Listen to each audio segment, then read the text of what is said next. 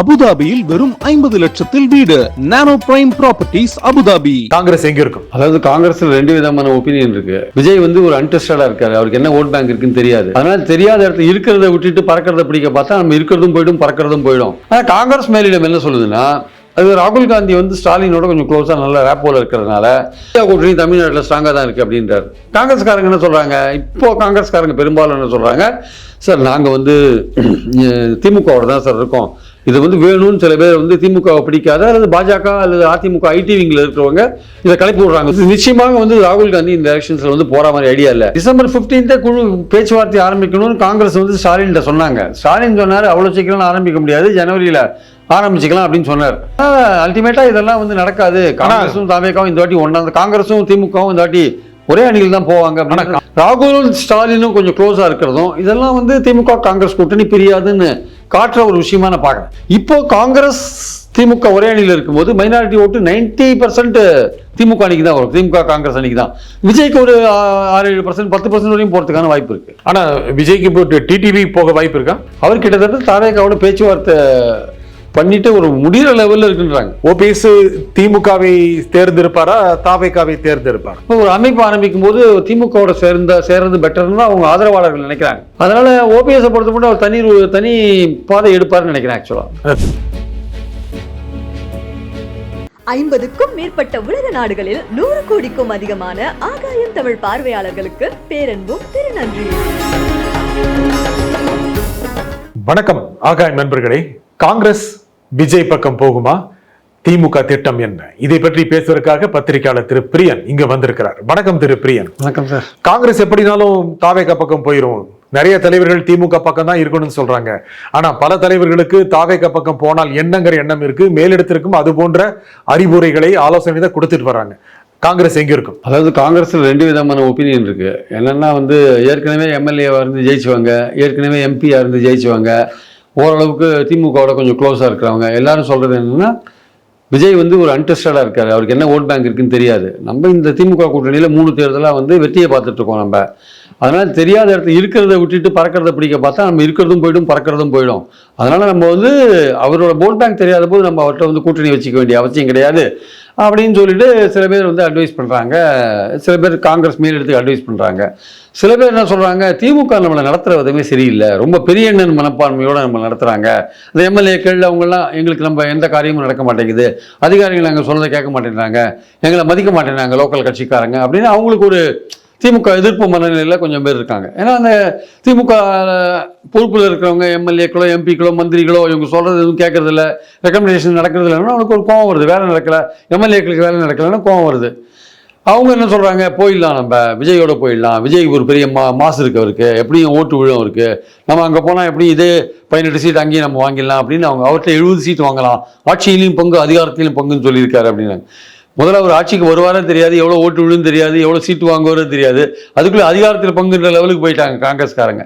ஆனால் காங்கிரஸ் மேலிடம் என்ன சொல்லுதுன்னா, அது ராகுல் காந்தி ஸ்டாலினோட கொஞ்சம் க்ளோஸாக நல்ல ரேப்போல இருக்கிறதுனால பீகார் எலெக்ஷனுக்கு முடிஞ்ச உடனே அதுக்கு முன்னாடியே இந்த காங்கிரஸில் பல பேர் இந்த மாதிரி அபஸ்வரம் பாடினாங்க. ஜோதிமணி, மாணிக் தாக்கூர், திருச்சி வேலுசாமி, அந்த கன்னியாகுமரி ராஜேஷ்குமார் எல்லாரும் ஒரு மாதிரி அபஸ்வரம் பாடினாங்க.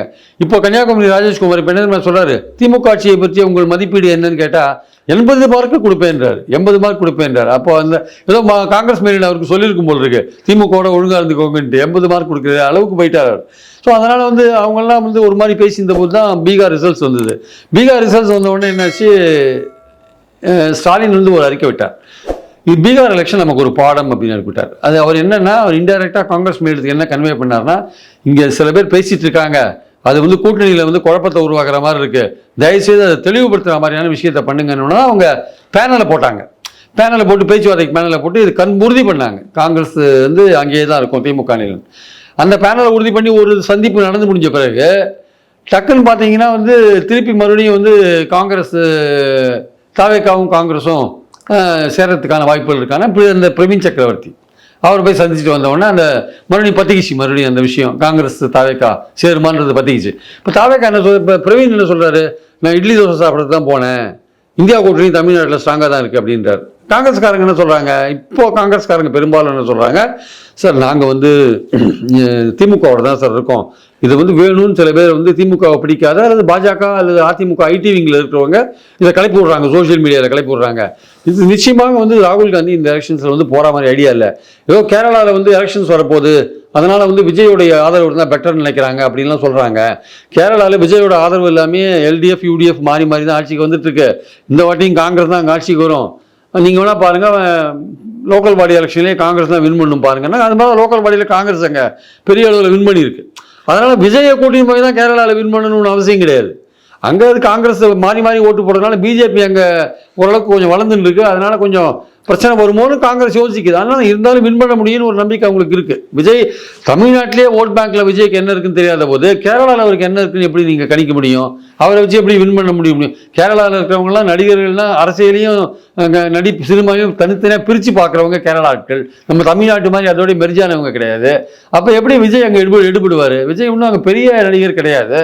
அவரோட பேன் இந்தியா படங்கள் அங்கே போய் ஓடி இருக்கலாம், மற்றபடி வேறு என்ன அவருக்கு இருக்குது? அங்கே இருக்க மோகன்லாலே வந்து மம்முட்டி மோகன்லாலே சினிமாக்குள்ளே வரமாட்டேன்னாங்க, யோசிக்கிறாங்க. அரசியலுக்குள்ளே வரமாட்டேன்னாங்க, யோசிக்கிறாங்க. அப்படிலாம் இருக்கும்போது இவருக்கு என்ன ஓட் பேங்க் இருக்கும்? அதனால் காங்கிரஸில் வந்து இப்போது ஓரளவுக்கு அந்த விஷயம் செட்டிலான மாதிரி தான் இருக்குது. திமுகவோட போகிறது அப்படின்றது செட்டிலான மாதிரி தான் இருக்குது. ஆனாலும் வதந்திகள் வந்து இல்லாமல் இல்லை, வதந்திகள் கட்டி பறந்து தான் இருக்குது. அந்த குழு பேச்சுவார்த்தை நடத்த அமைக்கப்பட்ட குழுவு கூட அடிப்படையில் கொஞ்ச காலத்துக்கு ஒரு அமைதியை செயல்படுத்தலாம் அப்படிங்கிறதுக்காக கொண்டு வரப்பட்டதா, இல்லை அந்த குழுவோட பேச்சுவார்த்தை முறிந்து போய்விட்டது என்பதை காட்டுவதற்காக? இல்லை, அந்த குழுவோட பேச்சுவார்த்தை டிசம்பர் 15 குழு பேச்சுவார்த்தை ஆரம்பிக்கணும்னு காங்கிரஸ் வந்து ஸ்டாலின்கிட்ட சொன்னாங்க. ஸ்டாலின் சொன்னார் அவ்வளோ சீக்கிரம் ஆரம்பிக்க முடியாது, ஜனவரியில் ஆரம்பிச்சுக்கலாம் அப்படின்னு சொன்னார். ஆனால் இந்த குழு போட்டது எதுக்குன்னா, ஒருவேளை காங்கிரஸுக்கு வந்து அவங்க இடங்களை ரொம்ப கம்மி பண்ணிட்டாங்க. 11 வந்து 63 இடங்கள், 16 41 இடங்கள், 21 வந்து 25 இடங்கள். அது இன்னும் 15 குறைஞ்சிடக்கூடாதுன்னு அவங்க கவலை ஆக்சுவலாக. ஆனால் அவர் ஸ்டாலின் குறைக்கிறதா இல்லை, இருக்கிறத குறைக்க மாட்டார். அவரோட பிரச்சனை என்னென்னா, எல்லா கட்சியும் டபுளாக கேட்குறாங்க. 6 கொடுத்தவங்களாம் 12 கேட்குறாங்க, 6 கொடுத்தவங்க 12 கேட்குறாங்க. கமல் புதுசாக வந்திருக்காரு, தேமுதிக வந்தாலும் ஒன்றும் சொல்ல முடியாது, இவங்களெல்லாம் அகாமடேட் பண்ணணும் இல்லையா? அதனால் அவருக்கு ஒரு சேலஞ்சிங் ஜாபாக இருக்கிறதுனால அவர் வந்து சீட் டிஸ்ட்ரிபியூஷன் கொஞ்சம் கஷ்டமான காரியம் தான். இப்போ நீங்கள் உங்கள் பேச்சுவார்த்தையில் சொன்ன மாதிரி தேமுதிகவுக்கு ஒரு மாநிலங்களவை இடத்தை திமுக கொடுத்துருச்சுன்னா நிச்சயமா அவங்களுக்கு ஒரு 5 சீட் கொடுக்க வேண்டிய 5 சீட் அவங்க அதிகமாக கேட்பாங்க. அதனால சேலஞ்சு காத்துட்டு இருக்கு. ஸ்டாலினுக்கு வந்து அந்த இடங்களை பகிர்ந்து கொடுக்கறதுல காத்துட்டு இருக்கு சேலஞ்சு. விசிகா சொல்லுது நாங்க விசிகாவே 6க்கு பதிலாக 12 கேட்கறாங்க. காங்கிரஸோட பெரிய கட்சி 20 பண்ணு கேட்கறாங்க. அவங்களோட ஓட் பேங்க் கரைஞ்சி போச்சுன்னு திமுக சொல்லுது. உங்க ஓட் பேங்க்லாம் விஜய்கிட்ட போயிடுச்சு, நான் எங்கேயும் உங்களுக்கு தரணும்னு அப்படி கேட்கறாங்க. அது உண்மையா பொய்யான்னு தெரியாது, எலெக்ஷன் தான் சொல்லுவாங்க ஆக்சுவலா. ஸோ நம்ம பாயிண்ட் என்னன்னா வந்து, இந்த மாதிரி எல்லா கட்சிகளும் இடங்கள் கேட்கும்போது காங்கிரஸும் அதிகமான இடங்கள் கேட்கும். அதுக்கான ஒரு இப்போ கமிட்டி அமைச்சு பேச்சுவார்த்தை நடத்திட்டா திமுகவோட மைண்ட் செட் தெரிஞ்சிடும்ல. அப்போ தெரிஞ்ச பிறகு நம்ம முடிவு பண்ணிக்கலான்றதுக்காக முதலே கமிட்டி போட்டாங்கன்னு ஒரு பேச்சு கூட இருக்கு. ஆனால் அல்டிமேட்டாக இதெல்லாம் வந்து நடக்காது. காங்கிரஸும் தாவேகாவும் இந்த வாட்டி ஒன்றா, காங்கிரஸும் திமுகவும் இந்த வாட்டி ஒரே அணியில் தான் போவாங்க. ஆனா காங்கிரஸ் எத்தனை இடங்கள்ல முடிவாகிறதுக்கு முன்னாலேயே போட்டியிடுபவர்கள் விருப்பம்னு தாக்கல் செய்யலாங்கிற மாதிரி வந்துட்டாங்களே. அது எல்லாம் யூஸ்வலா வாங்குறதா, ரொம்ப சீக்கிரம் இல்லை. யூஸ்வலாவே ஜனவரி வாக்குல நடக்கும், டிசம்பர்லயே எல்லாமே தொடங்கிட்டாங்க. தமிழ்நாட்டிலேயே பாத்தீங்கன்னா ஏப்ரல்லேயே பாஜக அதிமுக கூட்டணி. தமிழ்நாட்டில் இந்த வாட்டி விஜய் வந்ததுனால எல்லாம் எலெக்ஷன் ஃபீவர் முன்னாடியே தொத்திச்சு எல்லாருக்கும். அந்த பிளேயர் இல்லாட்டி இது மெதுவாக ஜனவரி மாதம் தான் ஆரம்பிச்சிருக்கோம். அந்த விஜய்ன்ற பிளேயர் உள்ளே வந்ததுனால எல்லாருக்கும் தேர்தல் ஜுரம் வந்து முன்னாடியே 10 மாதம் முன்னாடியே வந்துருச்சு எல்லாருக்குமே. இந்த வர மேலே எலெக்ஷன்னா ஒரு ஜனவரி பிப்ரவரியில் பிக்கப் ஆகும். இது என்னன்னா போன மேலேயே பிக்கப் ஆயிடுச்சு. ஏன்னா அது காரணம் உள்ளே வந்து விஜய் வந்தது தான். அது அந்த ஜுரம் அப்படியே இன்னும் தொடர்ந்துட்டு இருக்கு ஆக்சுவலாக. அதனால தான் எல்லாருமே வந்து அதிமுகவில் கூட 234 தொகுதிகளையும் மனு கேட்டிருக்காங்க இல்லையா. எல்லாம் வாங்கி வச்சுப்பாங்க, கூட்டணியில் எந்தெந்த சீட் கொடுக்குறானோ அதுக்கு ஏற்றபடி வச்சுட்டு மற்றதெல்லாம் அவ்வளவுதான் கிடையாது. அப்படி அவ்வளவுதான் அந்த மாதிரி தான் முடிவு பண்ணுவாங்க. ஆனா காங்கிரஸ் உறுதியா இருக்குமா திமுகவுடைய? அது தவிர வேற வழி இல்லையா சார்? அரசியல்ல வந்து எதுவுமே வந்து 100% வந்து அக்மார்க் கேரண்டி எல்லாம் சொல்ல முடியாது சார். அதெல்லாம் வந்து எந்த நேரத்தில் வேணா எது வேணா நடக்கும். ஆனால் இப்போ இருக்கிற சுச்சுவேஷன்ஸ்ல ஒரு லாஜிக்கலா பார்த்தா கூட 3 தேர்தலில் வெற்றி பெற்ற காங்கிரஸை எதுவுமே ஒரு டெஸ்டடா இருக்கு, அன்டெஸ்டடா இருக்கிற விஜய் கூட போறதுக்கான வாய்ப்புகள் இல்லாததும், இந்தியா கூட்டணியில வந்து அங்கே டெல்லியில் வந்து காங்கிரஸும் திமுகவும் சேர்ந்து பல விஷயங்களில் பார்லிமெண்ட்டில் செயல்படுறதும், ராகுல் ஸ்டாலினும் கொஞ்சம் க்ளோஸாக இருக்கிறதும், இதெல்லாம் வந்து திமுக காங்கிரஸ் கூட்டணி பிரியாதுன்னு காட்டுற ஒரு விஷயமா நான் பார்க்குறேன். ஏன்னா இந்த 2026 தேர்தலுக்கு பிறகு அடுத்து மக்களவை தேர்தல் 29 வர்றதுனால காங்கிரஸுக்கு திமுக தான் அவசியம் அப்படின்னு நிலைமை இருக்கா? இல்லை, நிச்சயமா ஏற்கனவே 9 எம்பிக்கள் இருக்காங்க சார். அது 2 பார்லிமெண்ட் தேர்தலில் அவங்க வந்திருக்காங்க. அது திமுக கூட்டணியில் தான் வந்திருக்காங்க. 26 ஒருவேளை விஜய் வந்து பிரமாதமான மாஸ் காமிச்சு ஏதாவது வின் பண்ணிட்டா வச்சுக்கோங்க, அப்போ 29 நிச்சயமா ஒரு காங்கிரஸோடைய அந்த பொசிஷன் கொஞ்சம் வாட்ச் பண்ண வேண்டிய ஒரு பொசிஷனாக இருக்கும். இப்போ வந்து அது இல்லைன்னு நினைக்கிறேன். இப்போ வந்து திமுகவை பிடிக்காதவர்கள் கிளப்பி விட்ட அல்லது பாஜக அதிமுக ஐடி விங் கிளப்பி விட்ட ஒரு வதந்தி தான் ஆக்சுவலாக. விஜய்க்கு காங்கிரஸை தவிர வேறு கட்சிகள், காங்கிரஸ் வந்தாதான் விஜய்க்கு மதிப்பா? இல்லை, விஜய்க்கு காங்கிரஸ் வந்தால் கூடுதல் அட்வான்டேஜ். இப்போ எப்படி காங்கிரஸ் வந்து இப்போ திமுக அணியில் இருக்கிறதுனால மைனாரிட்டி ஓட்டு அது பெறுவதற்கான வாய்ப்பு இருக்குது. அது விஜய்கிட்ட போகிறதுக்கான வாய்ப்பும் இல்லை. காங்கிரஸும் அங்கே போயிட்டு வச்சுக்கோங்களேன், மைனாரிட்டி ஓட்டு ஒரு 60% அங்கே போகிறதுக்கான வாய்ப்பு இருக்குது அப்பவுமே. இப்போ திமுகவுக்கு இல்லை ஈக்குவலாக பிரிச்சுக்கிறதுக்கான வாய்ப்பு இருக்குது. இப்போ காங்கிரஸ் திமுக ஒரே அணியில் இருக்கும்போது மைனாரிட்டி ஓட்டு 90% திமுக அணிக்கு தான் வரும், திமுக காங்கிரஸ் அணிக்கு தான். விஜய்க்கு ஒரு 6-7%, 10% வரையும் போகிறதுக்கான வாய்ப்பு இருக்குது. 10% நீங்க அந்த அந்த அந்த செக்மெண்ட்டுக்குள்ள, அந்த செக்மெண்ட் ஒரு 13% ஓட்டுக்குள்ள சொல்றேன் நான். ஆனா விஜய்க்கு இப்போ டிடிவி போக வாய்ப்பு இருக்கா? தாராளம் நிறைய வாய்ப்பு இருக்கு. அவர் வந்து எடப்பாடியை சிஎம்மா வந்து இன்னைக்குமே ஏற்றுக்க மாட்டாரு, அதை பிரச்சாரமும் பண்ண மாட்டாரு. அவர் கிட்டத்தட்ட தாவேகாவோட பேச்சுவார்த்தை பண்ணிட்டு ஒரு முடிகிற லெவலில் இருக்குன்றாங்க. கிட்டத்தட்ட ஒரு 30-35 சீட் வரையும் அவருக்கு கொடுக்கறதுக்கான வாய்ப்புகள் இருக்குன்றாங்க. அவ்வளவு அந்த கட்சிக்கு பலம் இருக்குன்னு அப்படின்னு நினைக்கிறாங்க. அந்த சவுத் சைட்லையும் டெல்டாலையும் அவருக்கு, சவுத் சைடில் வந்து விஜய்க்கு பெரிய ஆதரவு இல்லை ஆக்சுவலாக. இந்த மத்திய வட மாவட்டங்களில் இருக்கிற மாதிரியும் கொங்கு பெல்ட்டில் இருக்கிற மாதிரியும் சவுத்தில் வந்து பெரிய அளவுக்கு விஜய்க்கு ஆதரவு இல்லை ஆக்சுவலாக. அதனால சவுத்தில் கொஞ்சம் தினகரனை சேர்த்துனா பெட்டரு, ஓபிஎஸ் போன்றவர்கள் சவுத்துக்கு இன்னும் ஒரு பிரச்சாரத்துக்கு போலே யாரு விஜய் அவர் போல முதல்ல மாநாடு நடத்தினார் இல்லையா. அது சவுத்துலேயே பொதுவாக வந்து அங்கே டீப் சவுத்துலாம் பார்த்தீங்கன்னா பெரிய அளவுக்கு விஜய்க்கு வந்து ஆதரவு இல்லை அப்படின்ற மாதிரி ஒரு பேச்சு இருக்கு. அது எவ்வளவு தூரம் அவர் போகல, போனதுக்கு அப்புறம் தான் அவருக்கு கூட்டம், அதை வச்சு எல்லாரும் ஒரு மினிமம் கூட்டம் இருக்கும் சார். நம்ம ஒரு ரெடியா அது இல்லைன்னு சொல்ல, அவர் வந்து ஒரு பெரிய நடிகராக இருக்காரு, அவருக்கு ஒரு கூட்டம் இருக்கும். அந்த கூட்டம் ஓட்டாகுமா தான் இப்ப கேள்வியா இருக்கு. அதுதானே இப்ப பெரிய கொஸ்டின். டிடிவி அந்த 30-35 இடங்களுக்கு ஏற்றவர் நினைக்கிறேன், அந்த கட்சி ஏற்றதுன்னு நினைக்கிறீங்களா? அவங்க ஏதா 2-3% ஓட்டு கடைசியாக வாங்கினதுல ஒரு 2% ஓட்டு வச்சிருக்காங்க அவங்க. இப்போ சட்டமன்ற தேர்தலெலாம் உங்களுக்கு 200-300 ஓட்டில் டிஃபரன்ஸில் தோற்கிறது ஜெயிக்கிறதுலாம் நடக்கும்போது ஒரு சின்ன ஒரு இந்த 2% ஓட்டு இருக்க கட்சி முக்கியத்துவம் பெறுது இல்லை. அதனால் அவங்க போட்டி போடுற இடத்துல விஜய் ரசிகர்களுடைய ஆதரவும் இருந்து வச்சுக்கோங்களேன். அது வந்து கொஞ்சம் சில இடங்கள்ல வந்து அவங்களுக்கும் விஜய் கட்சிக்கும் இவங்க யூஸ்ஃபுல்லாக இருப்பாங்க, இவங்களுக்கும் விஜய் கட்சி யூஸ்ஃபுல்லாக இருக்கும் ஆக்சுவலாக. அது வெற்றி பெறக்கூடிய அளவுக்கான ஒரு சக்தி வாய்ந்த அணியாக இருக்குமா டிடிவி விஜய்? அது வந்து இப்போ தெளிவாக சொல்ல முடியல, ஒரு தேர்தல் நெருக்கத்தில் சொல்ல முடியும். பட் ஒரு விஷயத்தை தெளிவாக சொல்லலாம், அது வந்து அதிமுக ஆதரவு ஓட்டுகளை எடுத்துரும், அதிமுகவை தோற்க வைக்கும். அதிமுக தோற்பதை உறுதி செய்யும். அது திமுகவை வீழ்த்தக்கூடிய அளவுக்கு சக்தி வாய்ந்ததா? திமுக வீழ்த்த அளவுக்கு சக்தி கிடையாது. அதிமுகவோட ஓட்டுகள் எடுத்து அதிமுகவை தோற்கடிக்கும். அது இவரோட தினகரனோட நோக்கம் அதுதானே, அதிமுகவை தோற்கடிக்கிறது தானே. இந்த எலெக்ஷனோட நோக்கம் அதுதான், எடப்பாடியை வீழ்த்தணும், கட்சியை கைப்பற்றணும். அது ஒர்க் அவுட் ஆகும். ஆனா டிடிவி விஜய் சேர்ந்த ஒரு கணிசமான ஒரு 4-5 தொகுதிகளாவது வெற்றி பெறக்கூடிய அளவுக்கு பலமாக இருப்பார்கள். அது இப்போ எக்ஸாக்டா நம்பர் சொல்ல முடியாது சார். பர்சன்டேஜ் மினிமம் 15% எடுக்கிறதுக்கான வாய்ப்புகள் இருக்கு சார். ஆனால் நம்பர் ஆஃப் சீட் சொல்ல முடியல. இப்போ 6% ஓட்டு எடுத்தவங்க கூட வந்து 8 சீட் வாங்குவான். இப்போ பீகார்ல வந்து ஓவைசி 2% தான் ஓட்டு, 5 சீட் வாங்கிட்டார் அவரு. அது சொல்ல முடியாது. அதனால அந்த பர்சன்டேஜுக்கும் ஓட்டுக்கும் அந்த சரியா ரிலேட் பண்ண முடியல. அந்த தொகுதியில் மட்டும் கிட்டத்தட்ட 35-36% வாங்கியிருப்பாங்க. ஆமா, ஜெயிக்கிற தொகுதியில மட்டும் ஓவராலா பாத்தீங்கன்னா 2% தான் வாங்கியிருப்பார். ஓவராலா நீங்க ஸ்டேட் வைடு ஓட்டர்ஸ் எடுத்து நீங்க கணக்கு பாத்தீங்கன்னா 2% தான் இருக்கும். அந்த தொகுதியில ஒரு வின் பண்ணிருக்காருல்ல, 36-37% வாங்கி வின் பண்ணிருப்பார். தேனியில திரு தினகரன் பாஜக கூட்டணியில் நின்று கணிசமான ஓட்டு வாங்கி அதிமுகவை 3 பின்னாடி தள்ளிட்டார்ல. ஓபிஎஸ் அப்படிதானே ராமநாதபுரத்துல அதிமுக பின்னாடி தள்ளிட்டார்ல. அதனால வந்து அதிமுக வந்து அதெல்லாம் பலவீனமா இருக்குன்றது உண்மை. அது எடப்பாடிக்கு கண்ண மூடின்னு இருக்காரு அவர் பாவம். ஓபிஎஸ் நீங்க இன்னொரு பேட்டியில சொன்ன மாதிரி ஓபிஎஸ் இன்னும் முடிவு எடுக்கல. அவரு அநேகமா என்டியில வரக்கூடிய வாய்ப்புகள் இல்லை, அதிமுகவை சேரவும் வாய்ப்பு இல்லை. ஓபிஎஸ் திமுகவை தேர்ந்தெடுப்பாரா, தாவேகாவை தேர்ந்தெடுப்பாரா? அவருடைய ஆதரவாளர்கள் பெரும்பாலும் பேசும்போது என்ன சொல்றாங்கன்னா, நாங்க வந்து விஜய் செய்து போறதுக்கு விரும்பல சார் நாங்கன்றாங்க. ஏன்னா அவருக்கு இப்போ உரிய மரியாதை அதெல்லாம் கிடைக்காது, நாங்க வந்து திமுக கதவை தான் தட்டுவோம் அப்படின்ற மாதிரி. அப்படி ஏதாவது ஒரு இப்போ ஓபிஎஸ் வந்து ஏதோ என்டிஏல சேர்ற அவர் என்டிஏல மட்டும் சேர்த்துக்கிறாங்க, அவர் அதிமுகவோட கனெக்ஷன் கிடையாது, என்டிஏவோட மட்டும் இருக்காரு அப்படின்னா அந்த மாதிரி அரேஞ்ச்மெண்ட்டெல்லாம் நாங்கள் விரும்ப மாட்டோம். ஓபிஎஸ் ஆதரவாளர் சொல்றது வந்தால் வெளியில் வந்துடணும், சேர்த்துன்னா அதிமுகவில் சேர்த்துக்கணும், அது சான்ஸ் இல்லைன்ற போது வெளியில் தான் இருப்பார். அப்போ ஒரு அமைப்பு ஆரம்பிக்கும் போது திமுகவோட சேர்றது பெட்டர்னு தான் அவங்க ஆதரவாளர்கள் நினைக்கிறாங்க. பழைய காலத்தில் பாரம் வீரப்பெல்லாம் எம்ஜிஆர் கழகம்னு ஆரம்பித்து திமுகவோட க்ளோஸாக இருந்தார் இல்லையா, அந்த மாதிரி நம்ம போய் இருந்துக்கலாம், ஒன்றும் பிரச்சனை கிடையாது.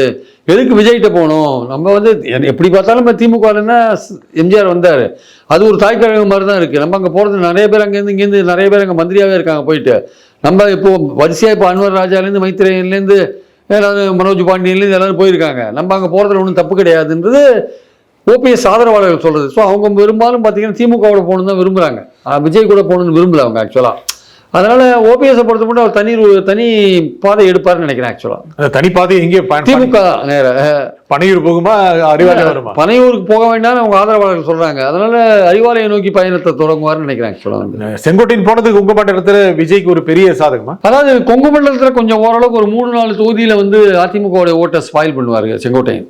அது ஆனா விஜயும் சேர்ந்திருக்கிறதுனால பல தொகுதிகளில் அதிமுக ஸ்பாயில் பண்ணுவாங்க. அவங்க ஸ்பாயிலரா இருப்பாங்க. விஜய் வந்து பெரிய ஸ்பாயிலர். அந்த ஏரியால முக்கியமா கொங்கு மண்டலத்தில் கண்டிப்பா தொகுதிகளை அதிமுக அங்கேதான் ஜெயிச்சது கடந்த தேர்தல். கண்டிப்பா இவரு செங்கோட்டையன் ஸ்பாயில் பண்ணுவார். குறிப்பா 3-4 தொகுதிகளில் கண்டிப்பா ஸ்பாயில் பண்ணுவார். அந்தியூர், கோபிச்செட்டிப்பாளையம், அப்புறம் வந்து இது மொடக்குறிச்சி, ஈரோடு மாவட்டங்களில் தொகுதிகள், இதெல்லாம் வந்து பவானி, அதெல்லாம் டேமேஜ் பண்ணுறதுக்கான வாய்ப்புகள் நிறைய இருக்குது. இப்போ அவங்க கூட்டமும் நடக்க போகுது, வர வாரம் நடக்க போகுது. இது அதிமுக அங்க இருக்கின்ற பலத்தை இன்னும் கூட பலவீனப்படுத்தி அது திமுகவுக்கு சாதகமாக மாற்றக்கூடிய வாய்ப்பு இருக்கா? இல்லை, அதாவது வந்து திமுகவுக்கு சாதகம்ன்றதோட அவங்க அதிமுகவை தான் அதிமுக ஓட்டு எடுக்கிறது தான் முக்கியமாக இருக்காங்க. அதிமுகவை ஏன் அவங்க அட்டாக் பண்ணது இருக்காங்கன்னா, அதிமுக ஆதரவு ஓட்டுகள் நமக்கு வரணும். அதனால் திமுகவை ஏன் கடுமையாக எதிர்க்கிறாங்கன்னா, அதிமுகவுக்கு வர திமுக எதிர்ப்பு ஓட்டுகள் அதிமுகவோட இவன் தான் ஏன் சிறப்பாக திமுக எதிர்க்கிறான்னு மக்கள் அந்த திமுக எதிர்ப்பாளர்கள் கருதணுன்றதுக்காக தான் திமுக எதிர்ப்பை ஸ்ட்ராங்காக எடுக்கிறாரு விஜய். அப்போ அதிமுகவுக்கு போகிற அந்த திமுக எதிர்ப்பு ஓட்டு எடுக்கிறது மட்டும் இல்லாமல் அப்போ அவங்க என்ன நினைக்கிறாங்க, அதிமுக ஆதரவு ஓட்டுகள் இருக்கும்ல, ரெட்டைலைக்கு எம்ஜிஆருக்குன்னு போடுற ஓட்டுகள், அந்த ஓட்டை எப்படி எடுக்கிறதுன்னு பார்த்துன்னா அதுலேருந்து ஆளுங்கள் இருக்கிறாங்க. இப்போ ஈரோட்டில் வந்து சில அதிமுக பிரமுகர்கள் அங்கே சேர்றதுக்கான வாய்ப்புகள் இருக்கலாம். அந்த மாதிரி பல ஏரியாக்கள் கொஞ்ச நாளில் சேர்க்கும்பொழுது அங்கங்கே ஏரியாவில் இருக்கிற அதிமுக ஆதரவு ஓட்டுகள் இருக்குல்ல, அதெல்லாம் விஜய்க்கு தள்ளின்னு வரதுக்கான வாய்ப்பு இருக்குது. அப்போ எதிர்ப்பு ஓட்டும் அதிமுகலேருந்து போகும், திமுக எதிர்ப்பு ஓட்டும் அதிமுக ஆதரவு ஓட்டும் போகும். போகும்போது அதிமுக தான் அதுவும் செல்வாக்கா இல்லை, கொஞ்சம் பலவீனமாக இருக்குது. அப்போது அதிமுக நம்ம தினகரன் சொல்கிற மாதிரி அது 3வது இடத்துக்கு போகிறதுக்கான வாய்ப்பு கூட இருக்குது. அதிமுகவை விஜய் முழுக்க வாக்குகளை கவர்ந்து அவர் 3ஆம் இடத்தில் தள்ளிவிடுவார்னு தினகரனே சொல்றாரு. ஆக்சுவலா என்டிஏ 3வது இடத்துக்கு போகணும் தினகரன் சொல்றாரு, தொடர்ந்து அவர் சொல்லிட்டு இருக்காரு. ஆனா விஜய் பெரும்பாலான திமுக ஓட்டுகளை கவர்ந்து அதிமுகவை ஆட்சியில் அமர்த்தி விடுவார் அப்படிங்கிற ஒரு ஆய்வை நீங்க ஏத்துக்கிறீங்களா? இல்ல, அப்படின்னு ஒரு பேச்சு இருக்கு. ஆனா அதுல என்ன பாயிண்ட் இருக்குன்னா, திமுகவை பொறுத்த மட்டும் அவர்கள் கூட்டணி பலமா இருக்கு. ஒன்று, நம்பர் 1. 2வது வந்து அவர்களுடைய திட்டங்கள் இருக்குல்ல, பெண்களுக்கான திட்டங்கள், அதில் வந்து அந்த பயன்பெற்ற பெண்களோட ஓட்டை வாங்குறதுல மைக்ரோ லெவலில் வேலை செய்கிறாங்க. மைக்ரோ லெவலில் வாக்குச்சாவடி வைஸ் வேலை செய்கிறாங்க. களத்தில் 6 லட்சம் பேர் வேலை செய்கிறாங்க சார். 6 லட்சம் திமுக தொண்டர்கள் வந்து ஈச் அண்ட் எவ்ரிபடியே பார்த்துட்டு இருக்காங்க. ஒரு முதல்வரே வந்து இதுவரை திமுக வரலாறுலேயே கிடையாது, போய் ஒரு வாக்குச்சாவடியில் உட்காந்து வாக்குச்சாவடி எடுத்து பார்த்து 440 ஓட்டு நம்ம வாங்கியே தரணுன்றாரு. அவங்க ஆளுங்களை ஒவ்வொருத்தராக பார்த்து மைக்ரோ லெவலில் வேலை செய்கிறாங்க. 2வது அவங்க திமுக ஆளுங்கட்சியாக இருக்கிறதுனால இப்போ பாருங்க, 1,13,00,000 பேருக்கு உரிமை தொகை வந்து இன்னும் 16 லட்சம் ஏற்றி 1,30,00,000 பேருக்கு உரிமை தொகை கொடுக்க போகிறாங்க. அப்புறம் இன்னும் கொஞ்ச நாளில் 10 லட்சம் ஸ்டூடெண்ட்ஸுக்கு வந்து லேப்டாப் கொடுக்க போகிறாங்க. பொங்கலுக்கு வந்து 5,000 ரூபாய் கொடுக்க போகிறாங்க. அது தவிர திமுகவுடைய சார்பில் எலெக்ஷன் போது கொடுப்பாங்க கண்டிப்பாக. எப்படி பீகாரில் 10,000 ரூபாய் கவர்மெண்ட் பணத்தை எடுத்து கொடுத்தாங்க பிஜேபி, அந்த மாதிரி இவங்களும் பல விஷயங்கள் பண்ணுவாங்கல்ல, பண்ணி ஓட்டை சேர்ப்பாங்கல்ல. அதனால அந்த கூட்டணி கட்டுக்கோப்பாக இருக்குது. அவங்களுக்கு இந்த பெனிஃபிட் ஆனவங்க, பயனடைந்தவங்க கண்டிப்பாக ஓட்டு போடுவாங்கன்னு நினைக்கிறாங்க. அதனால் வந்து பாஜக எதிர்ப்பு தெளிவாக இருக்குது. மைனாரிட்டி ஓட்டு கண்டிப்பாக வந்துடும். எடுத்த உடனே ஒரு 10-12% ஓட்டில் தான் ஆரம்பிப்பாங்க. அதனால் அவங்கள பொறுத்த மட்டும் வின் பண்ணிடுவோம்னு நினைக்கிறேன். 33% கண்டிப்பாக வாங்கிடுவாங்க சார். 33% வாங்கினாலே சில போது 4 முனை போட்டியில் வெற்றி பெறதுக்கான வாய்ப்பு இருக்குது. எம்ஜிஆர் வந்து 77 33% தானே வாங்கினார். 1,80,00,000 பேர் பயன் பெற்றிருக்கிறார்கள். அவர்கள் வாக்கு நிச்சயம் 1,30,00,000 பேர் இல்ல டோட்டல் பயணம் அவருடைய வாக்கை பெற்றால் போறோம்னு நினைக்கிறாங்க. மக்களை தேடி மருத்துவம், மகளிர் புதுமை பெண் திட்டம், தமிழ் புதல்வன் திட்டம், அவர் இலவச பஸ் பயணம், பிரேக்ஃபாஸ்ட் போடுறது குழந்தைகளுக்கு, இதெல்லாம் நேரடியாக 1,81,00,000 பேர் பயன்பெற்றிருக்கிறார்கள். அந்த ஓட்டுல தேர்தலில் 2,90,00,000 வாக்குகள் கிடைத்தன. அது இன்னும் அதிகமா அப்படின்னு ஸ்டாலின் அந்த வாட்டு அந்த பயனடையாதோர் அல்லது அதிருப்தியில் இருப்போர் வாக்கு பிரியுது இல்ல. இவங்க 1.5 கோடி ஓட்டை வாங்கினா வச்சுக்கோங்க, மற்றவெல்லாம் 80 லட்சம் 70 லட்சம் வாங்கினாங்கன்னா அவன் தானே வின்னிங்ல இருக்கா. அந்த பாயிண்ட்ல தான் திமுக அட்வான்டேஜ் பொசிஷன்ல இருக்கு. எதிர்க்க அணி பிரிஞ்சிருக்குல்ல, பலமா இல்லாத, அதுதான் அவங்களுக்கு இன்னொரு அட்வான்டேஜ். இந்த நிகழ்ச்சியில் உங்கள் கருத்துக்களை குறிப்பிட்ட திரு பிரியன் மிக்க நன்றி. தேங்க்யூ. மீண்டும் ஒரு நிகழ்ச்சி சந்திப்போம். நன்றி, வணக்கம். அபுதாபியில் வெறும் 50 லட்சத்தில் வீடு. நானோ பிரைம் ப்ராப்பர்ட்டிஸ் அபுதாபி.